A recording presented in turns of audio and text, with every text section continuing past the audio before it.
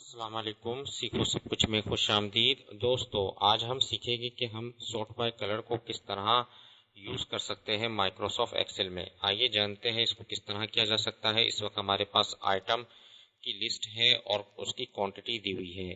तो हमें करना क्या है कि जो हमारे पास आइटम है वो डिफरेंट कलर पर है। अगर मॉनिटर जो है वो येलो कलर में है, हार्ड डिस्क ग्रीन कलर में है, कीबोर्ड रेड कलर में है।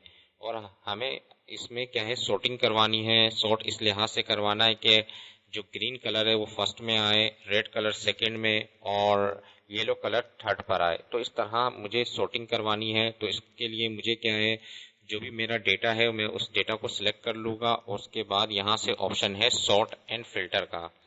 तो सॉर्ट एंड फिल्टर पर आप जैसे ही क्लिक करेंगे, यहाँ से मैं आ जाता हूँ। यहाँ आपके पास ऑप्शन है कस्टम सॉर्ट का।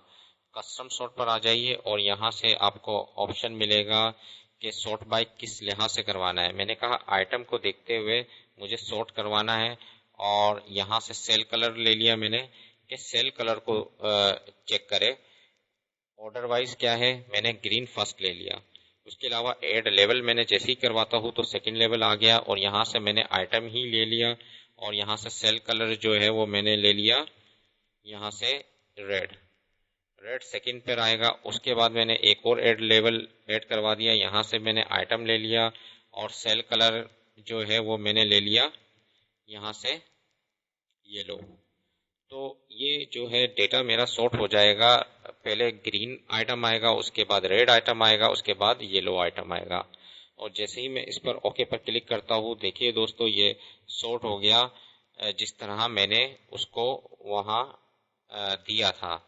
तो ग्रीन पहले आ गया, रेड उसके बाद आ गया और येलो थर्ड नंबर पर आ गया। इस तरीके से अगर आपके पास कोई भी डेटा है और उसमें कलर्स दिए हुए हैं और कलर वाइज आप सॉर्टिंग करना चाहते हो, तो इसके लिए आप सॉर्ट एंड फिल्टर पर आना होगा, कस्टम सॉर्ट पर आना होगा और यहाँ से जो सॉर्ट ऑन पर आपने यहाँ से सेल कलर लेना है।